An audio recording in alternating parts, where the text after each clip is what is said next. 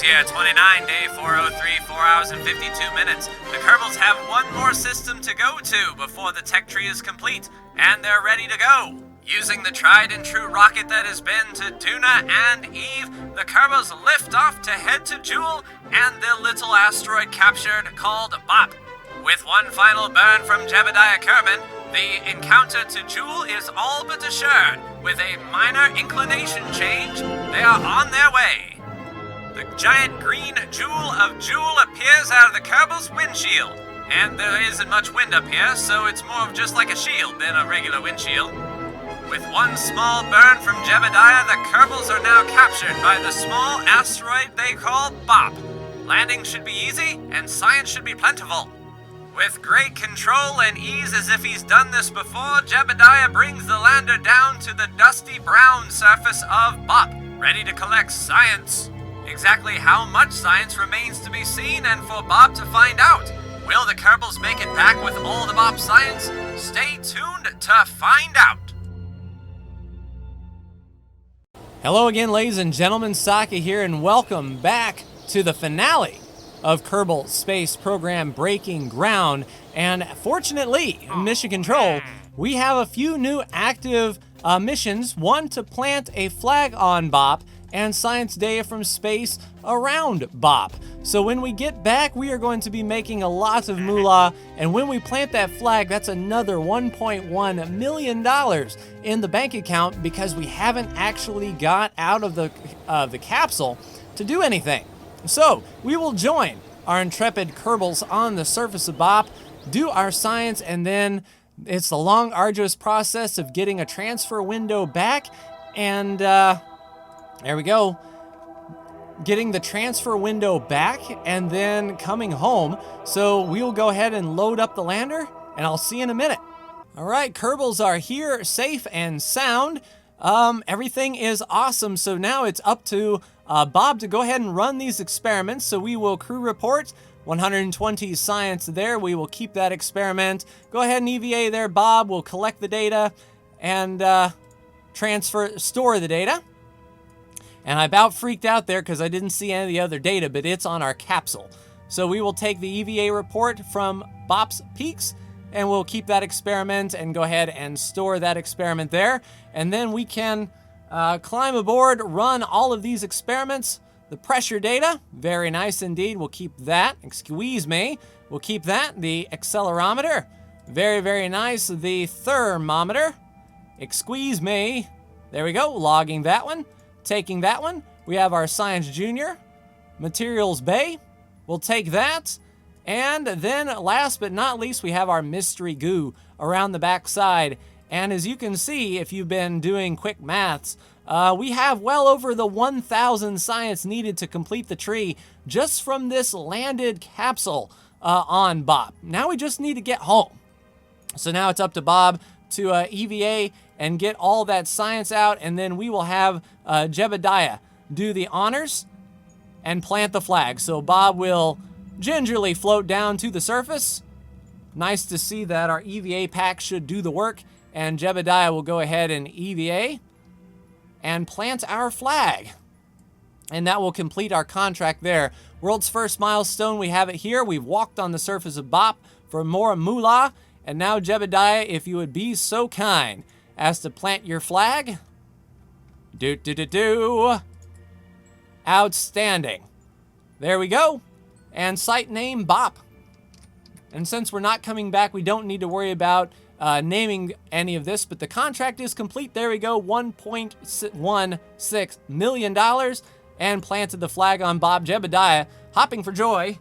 Outstanding. And of course, Bob needs to take the surface sample. So there we go. Nice. So it's now up to us to collect all of the science from here and get back into orbit. As I scanned around in the last episode, I did not see any breaking ground scatter. I've turned off the ground scatter, so the only thing that would be on the surface is the stuff to deal with breaking ground that actually has some physics to it and an actual mesh. And I don't see that.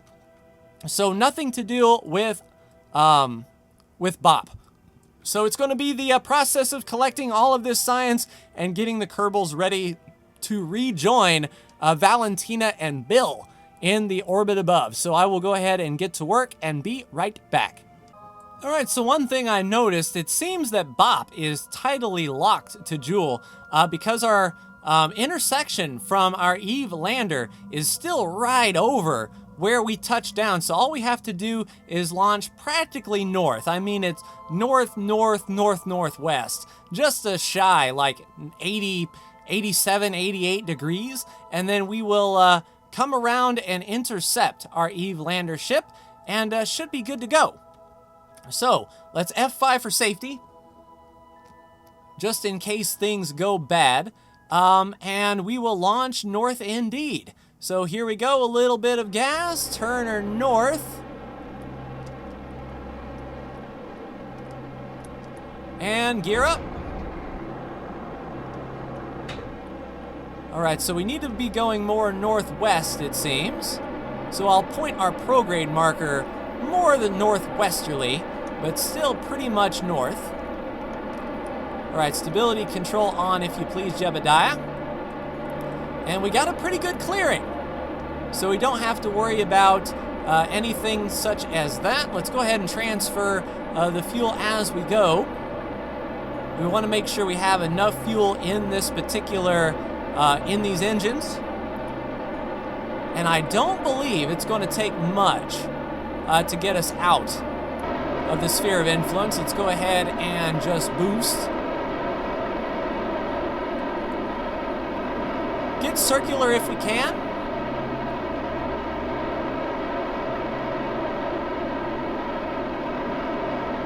Yeah, let's go up to 100. That will make maneuvering pretty easy. So up we go. And have we left the surface of Bop? Oh yeah. We are climbing with a passion. We're already 8 kilometers downrange. So it's going to be a slow climb up to that 100K.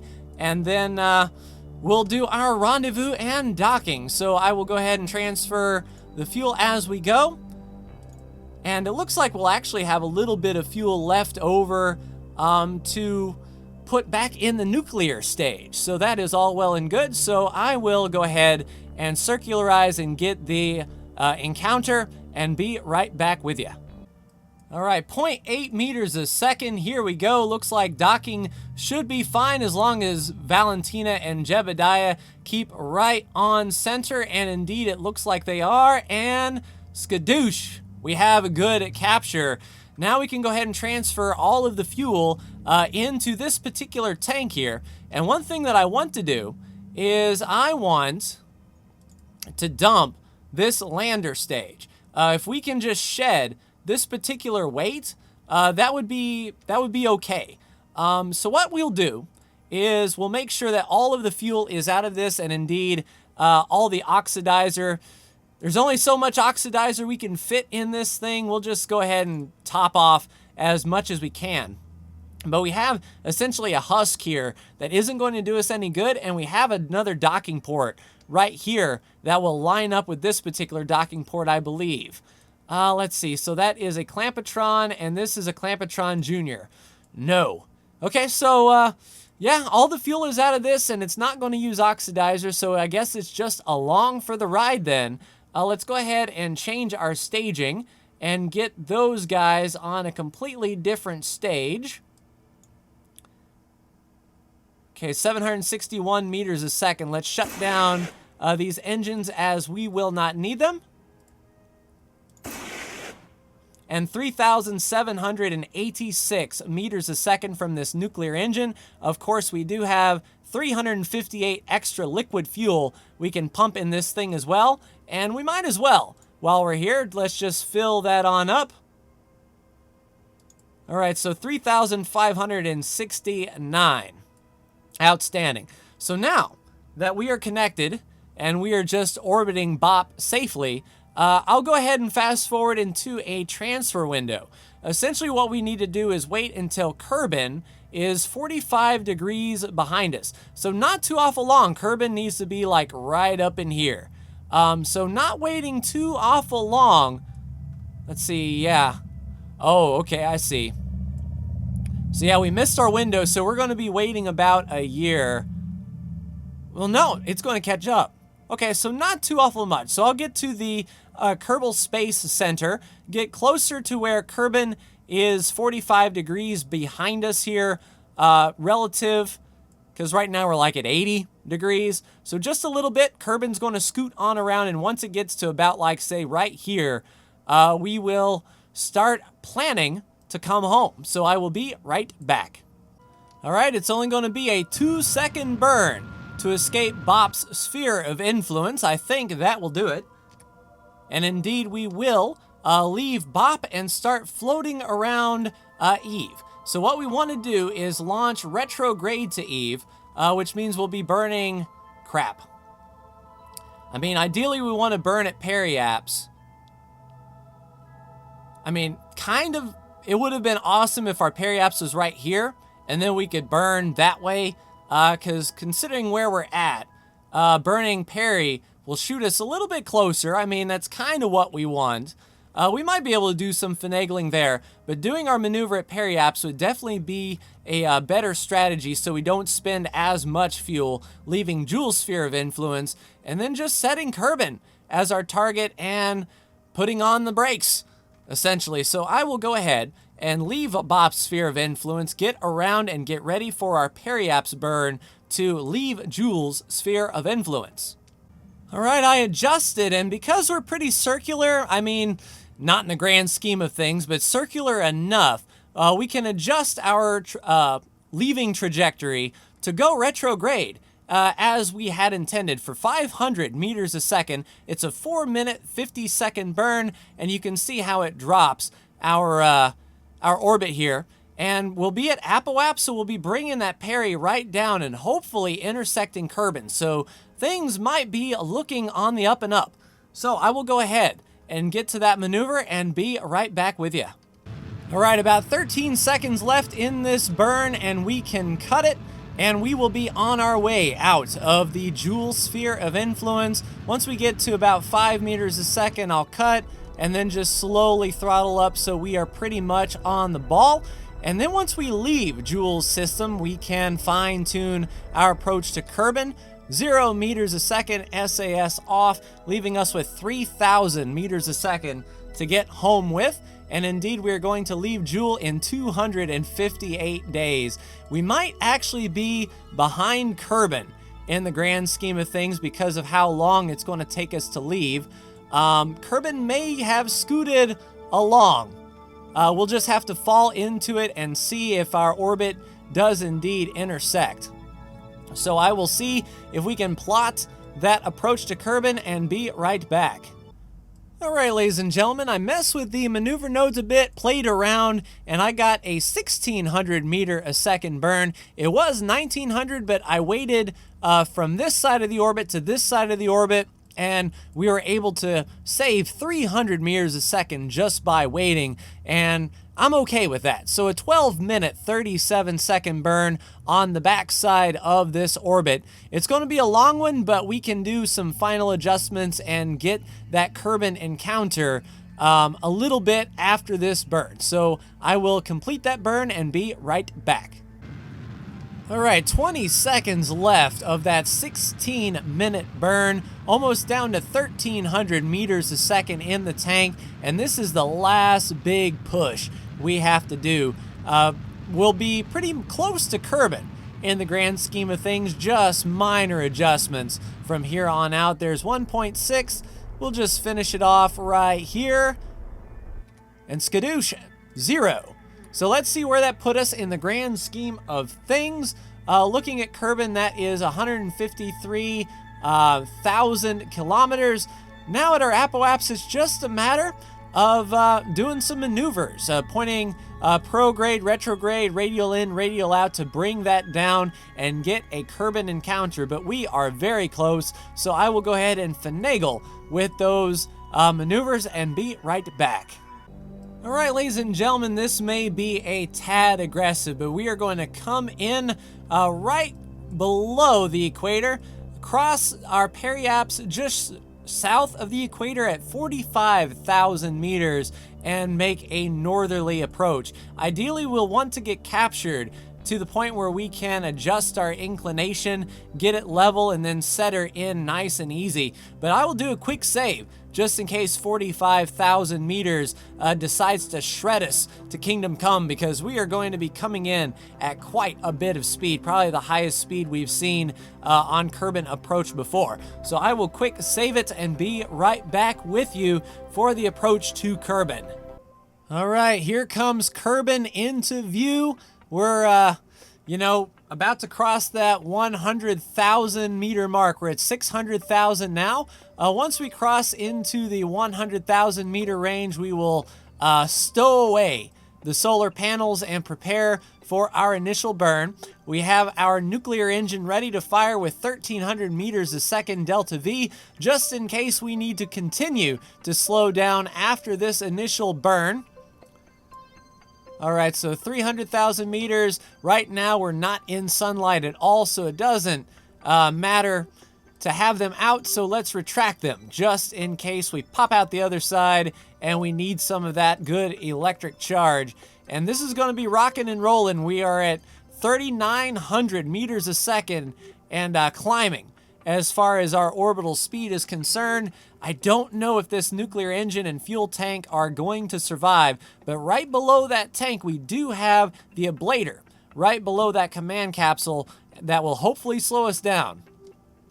So we'll keep SAS on pointed retrograde, and let's go ahead on the nighttime side very slowly, sink into the atmosphere here, and see what happens. Crossing into the atmosphere, and we are ready to go. Let's speed up until we start. Oh crap, we start interacting very quickly. I turned off time acceleration. We're going to see what happens here. 45,000 is our ultimate altitude for now.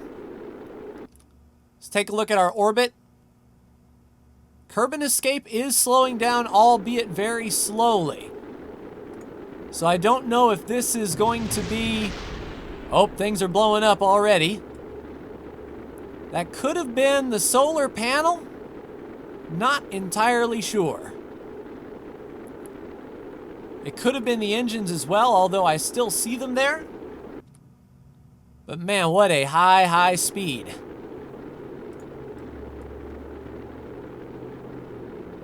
Yeah, it's a good thing we didn't go lower. That is for sure. So once we get out of this stuff, we'll turn on our nuclear engine and continue to slow down the rest of the way. We've got 1,300 meters a second delta V that we can use to slow down with. Dropping below 4,000 meters a second. Kerbal escape in 1 day. Yeah, so it looks like we didn't go far enough, but now that we're cooling down...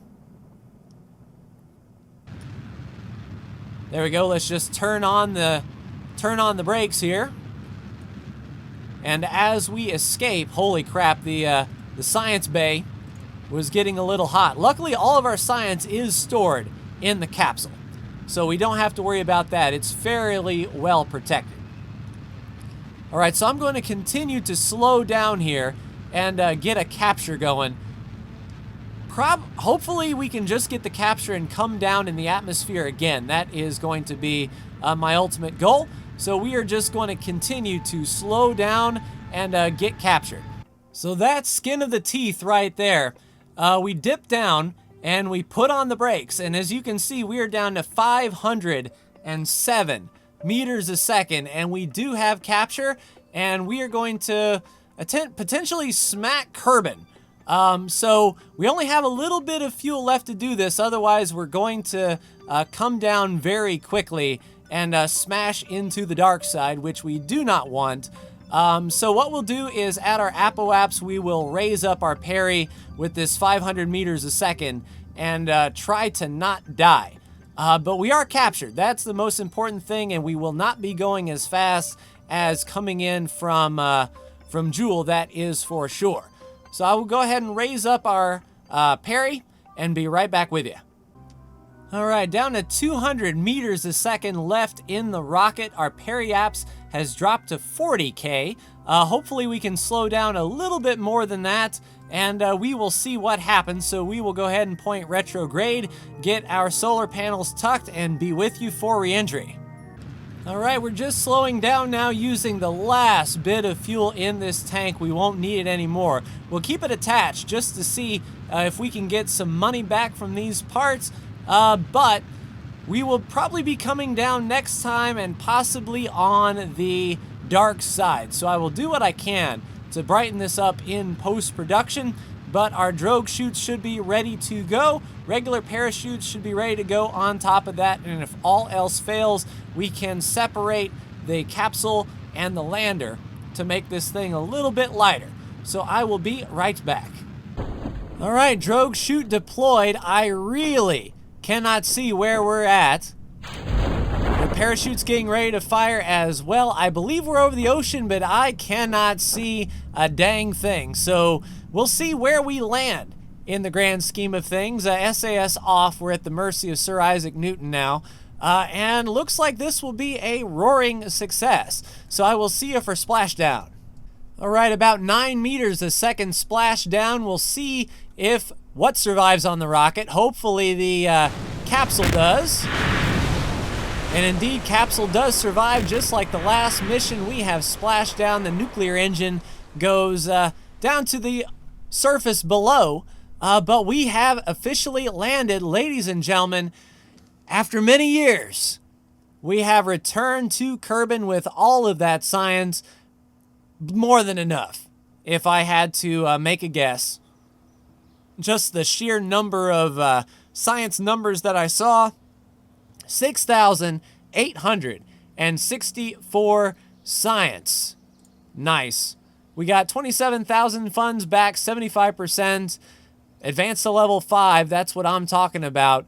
And it's almost like it knew. It took me right to the research station, but right there we go. We now own every single technology, and if we wanted to, we could go to the, what is this, the administration building and say, you know what, we want to sell our science for money or something like that. Yields 1 science, no, we want to sell out. Yeah, 860, we get lots of money. 5% reputation gains yields 1 science for each 25 funds. Yeah, so we could do that. We could say, yeah, we could put in our science, get a lot of reputation. Let's see, public relations yields 5% science gain from field work. Yeah, we didn't do that. Setup costs 195 science. Yeah, we could like put all of our stuff. Man, that would have been really, really nice to do early for reputation. 5% funds income yields 1 reputation for funds. And then we can put in funds for, yeah.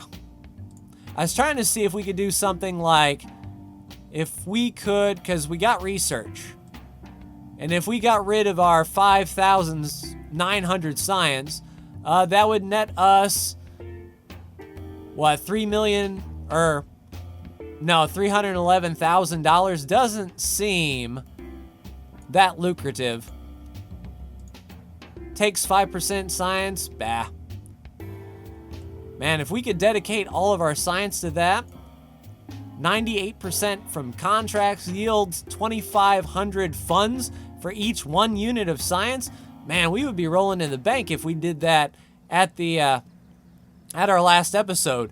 But that will do it for me and this series, ladies and gentlemen. One thing left to do is get our intrepid Kerbals on the launch pad for one final picture as a thank you as the sun sets here on Kerbin.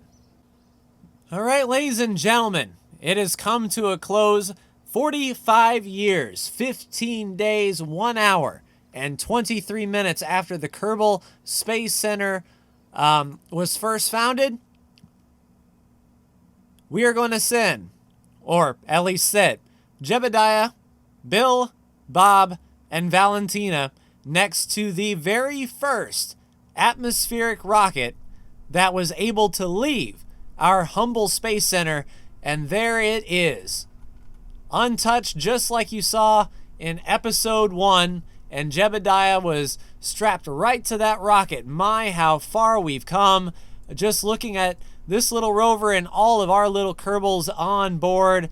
Who would have thought all those years ago we would, go out into the solar system and complete the science tech tree and just be plain awesome, if I had to brag. But that will do it for me. Like, share, and subscribe if you are so bold. And for our 4 intrepid Kerbals who have done the work and done everything that is asked of them, I'll see you perhaps in the next update, or definitely in Kerbal Space Program 2 whenever that comes up. If you've been a fan of this series and have caught every episode, thank you. It means a lot. This series has been very, very fun indeed. Kerbal Space Program isn't done for me, but for the time being, we'll give it a rest. But like, share, and subscribe if you are so bold. Thank you so much for tuning in, and I will see you possibly in the next Kerbal Space Program video, whenever that may be. Take care.